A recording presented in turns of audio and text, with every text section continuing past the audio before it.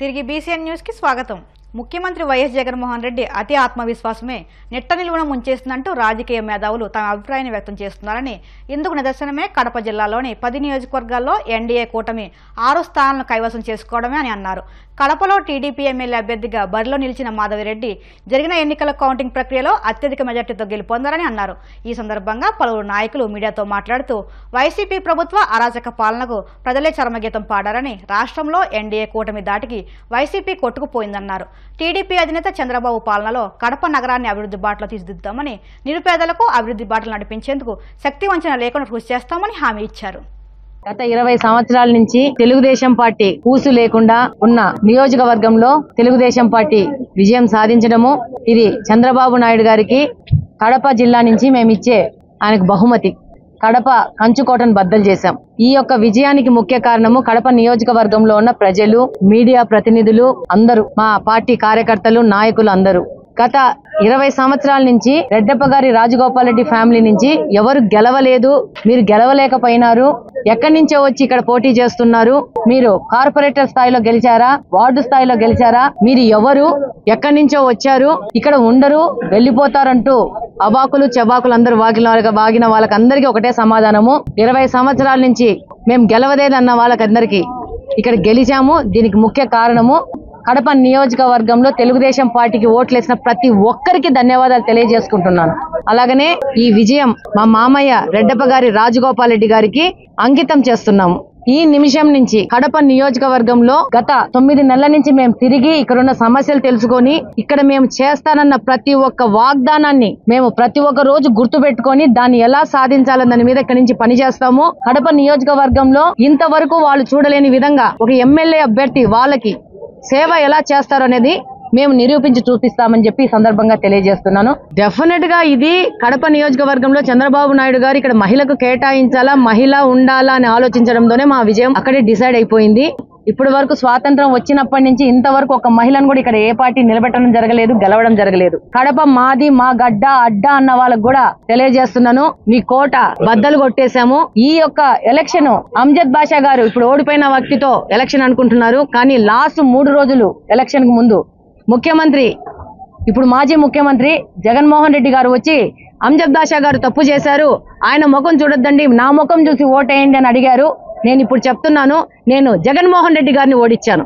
Definite గా శ్రీనివాస్ రెడ్డి గారికి ఈ రోజు కడప నియోజకవర్గంలో 5 గెలిచినారు, ఆయన అధ్యక్షతనే గెలిచారు. ఇది శ్రీనివాస్ రెడ్డి గారు కడప పార్లమెంట్ అధ్యక్షులు. డెఫినెట్ గా ఆడవాళ్లు, మహిళలు నన్ను దగ్గరగా చూసుకున్నారు, దగ్గరగా నన్ను నమ్మారు, నేను వాళ్ళకి చేసిన వాగ్దానాలు తీరుస్తానన్నారు, వాళ్ళకు మహిళ కావాలని వాళ్ళు డిసైడ్ చేసుకున్నారు. కాబట్టి ఈ రోజు మహిళను గెలిపించడం జరిగింది. కడప నియోజకవర్గంలో మహిళను ఎలా దుర్భాషలాడారో, మహిళకు ఎలా అవమానం చేశారో, ఆ అవమానం చేసిన వాళ్ళకందరికీ కడప నియోజకవర్గంలో ఉన్న మహిళలందరూ బుద్ధి చెప్పారు. ఈ రోజు మనం ముందు వెళ్ళేసి మనల్ని గెలిపించిన వాళ్ళకందరికీ థ్యాంక్స్ చెప్పుకోవాల్సిన అవసరం ఉంది, వాళ్ళతో మనం కూర్చొని మాట్లాడాల్సిన అవసరం ఉంది. అది నాకు ముఖ్యమైన విషయము. మాకంటే ముందు వైసీపీ వాళ్ళు బూతులోంచి వెళ్ళిపోయిన పరిస్థితి, కార్యకర్తల మనస్థైర్యాన్ని నింపినాము, వాళ్ళకు భరోసా కల్పించినాము. ఇంకా పెద్ద ఎత్తున తెలుగుదేశం పార్టీని పటిష్టంగా నిర్మిస్తామని ఈ సందర్భంగా తెలియజేస్తున్నాము. సీఎం జగన్ అనేక సంక్షేమ పథకాలను అమలు చేసినప్పటికీ రాష్ట్ర ప్రజలు కూటమికి అనుకూలంగా తీర్పునిచ్చారని నెల్లూరు వైసీపీ ఎంపీ అభ్యర్థి విజయసాయిరెడ్డి పేర్కొన్నారు. ప్రజాస్వామ్యంలో ప్రజల తీర్పును శిరసా వహించాల్సిందేనని పేర్కొన్నారు. ఓటమికి కారణాలను సమీక్షించుకుంటామని, ఎక్కడ పొరపాట్లు జరిగాయో తెలుసుకుని సరిదిద్దుకుంటామని, ప్రజలకు నచ్చని పనులు ఏం చేశామో పరిశీలిస్తామని అన్నారు.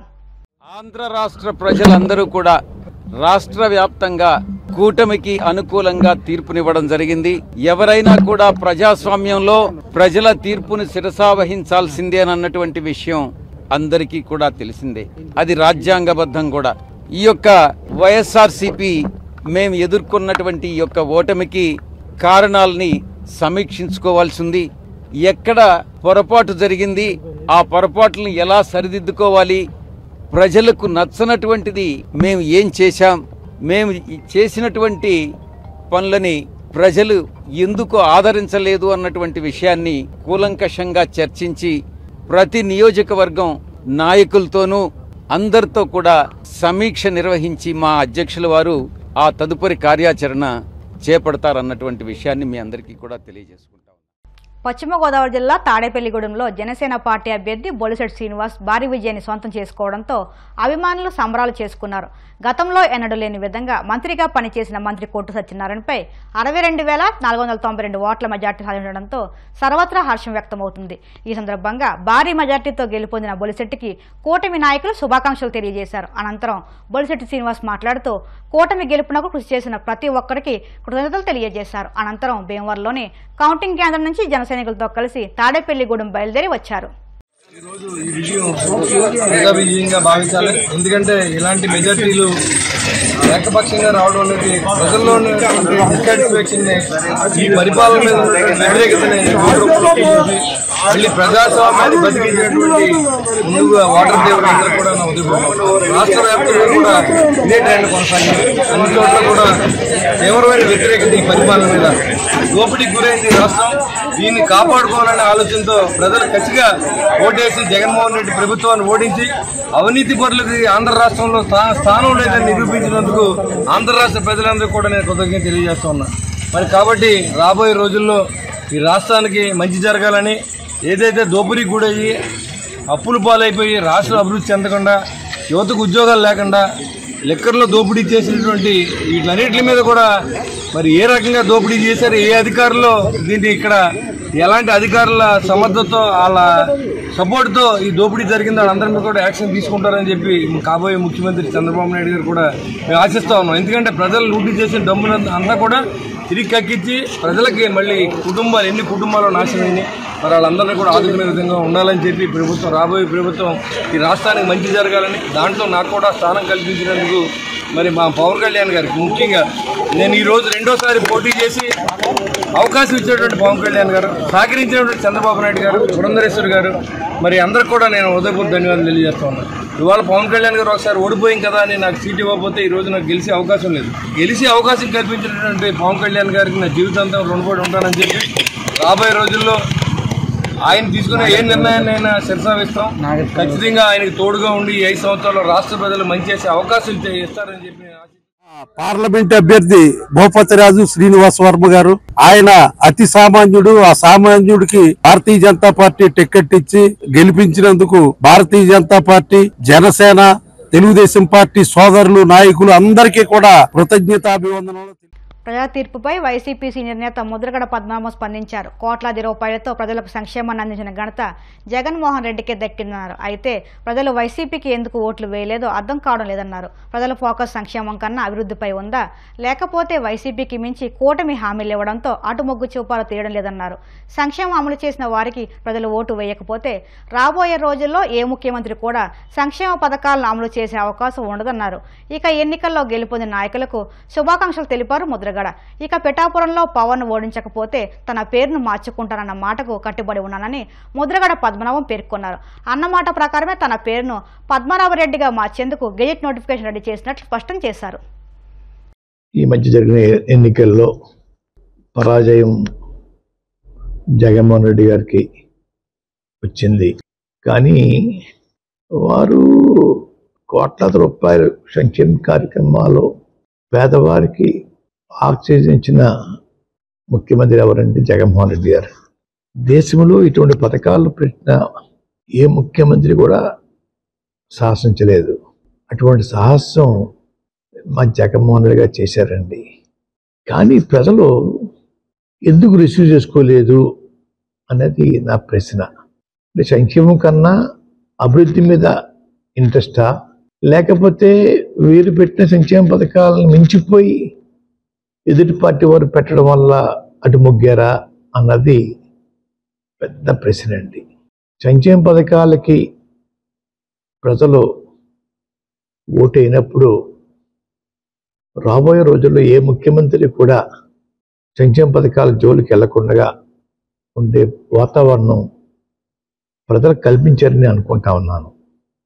అయినా కూటమి నాయకులు గెలిచినందుకు వారందరికీ శుభాకాంక్షలు తెలియజేస్తా ఉన్నాను. గతంలో పవన్ కళ్యాణ్ గారి గురించి నేను సవాలు విసిరానండి. పిఠాపురంలో ఓడించి పంపుతాం, ఓడించి పంపకపోతే నా పేరు మార్చుకుంటాను పద్మనాభరెడ్డిగా అని చెప్పడం జరిగిందండి. ఓటమి చెందాను. అన్న మాట ప్రకారంగా నా పేరు పద్మనాభరెడ్డిగా మార్చమని చెప్పేసి గెజిట్ పబ్లికేషన్ కోసం పేపర్స్ అన్నీ రెడీ చేసుకున్నానండి. రేపు ఇంట్లో పూర్తిగా నింపి పేరు మార్పు కోసం దరఖాస్తు చేస్తానండి. ఆల్రెడీ అన్నీ ఫిలప్ అయిపోయి ఇంకా తర్వాత ఉంటే చూసుకుని వారు మీద విసిరిన సవాల్కి నేను ఓటమి చెందాను కాబట్టి, చెందితే పద్మనాభరెడ్డిగా మార్చుకుంటానని చెప్పి అన్నాను కాబట్టి ఆ మాటకి నేను కట్టుబడి ఉన్నాను. ఆ ప్రకారంగా పద్మనాభరెడ్డిగా మార్చమని గెజెట్ పబ్లికేషన్లో ఎంటర్ చేయమని అడుగుతానండి. గెజెట్ పబ్లికేషన్ అయిన తర్వాత మళ్ళా మీకు ప్రెస్కి ఆ నమోదైన పేరు పేపర్స్ మీకు ఇస్తానండి. మాట మాటికి ప్రతి ఒక్కరూ ఉప్మా పద్మనాభం అంటున్నారండి. అంటే నేను ఉప్మా కాఫీ మర్యాద చేయటం తప్పన్నట్టుగా, లేదంటే చాలా చీప్గా వారు దృష్టిలో ఉందో నాకు తెలియట్లేదు. ఉప్మా పద్మనాభం అనే వారిని నేను మీరు ఎవరైతే ప్రేమిస్తున్నారో వారి చేత రోజు పలావులు పెట్టించండి. పలావులు పవన్ కళ్యాణ్గా వారిని తయారు చేయండి. అంతేగాని నన్ను మాట మాటకి ఉప్మా పద్మనాభం అని అవమానించాలని ప్రయత్నం చేస్తూ ఉన్నారు. మా తండ్రిగా తాతగా దగ్గరించి కూడా ఇంటికి వచ్చిన వారికి మర్యాద చేయటం మాకు అలవాటు. ఆ అలవాటుని తప్పుగా మీరు బోతలు చూపిస్తూ ఉన్నారు. మీ ఇళ్ళకి వచ్చినప్పుడు మీరు టిఫిన్ కాఫీ పెట్టరా? అది కూడా చులకంగా మేము అంటే మీ పరిస్థితి ఏంటి? వార్తలు ముగించే ముందు ముఖ్యాంశాలు మరొక్కసారి. రాష్ట్ర కేబినెట్లో జనసేన భాగస్వామ్యం ఉంటుందన్న నాగబాబు, అధినేత నిర్ణయమే ఫైనల్ అంటూ స్పష్టం.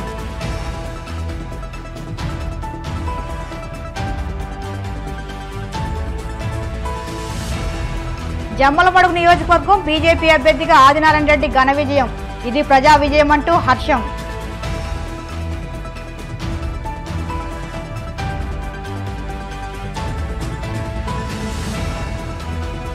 అభివృద్ధి సంక్షేమాన్ని అందించే కూటమికే ప్రజలు బ్రహ్మరథం పట్టారు, ప్రజలకు సుపరిపాలన అందిస్తామన్న బీజేపీ ఎంపీ పురంధేశ్వరి.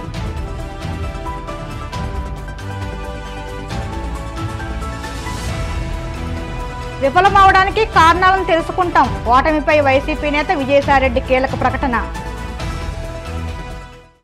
ఇవి ఇప్పటి వరకు ఉన్న వార్తా విశేషాలు. మరిన్ని వార్తా విశేషాలతో మళ్ళీ కలుసుకుందాం. అంతవరకు సెలవు. నమస్కారం.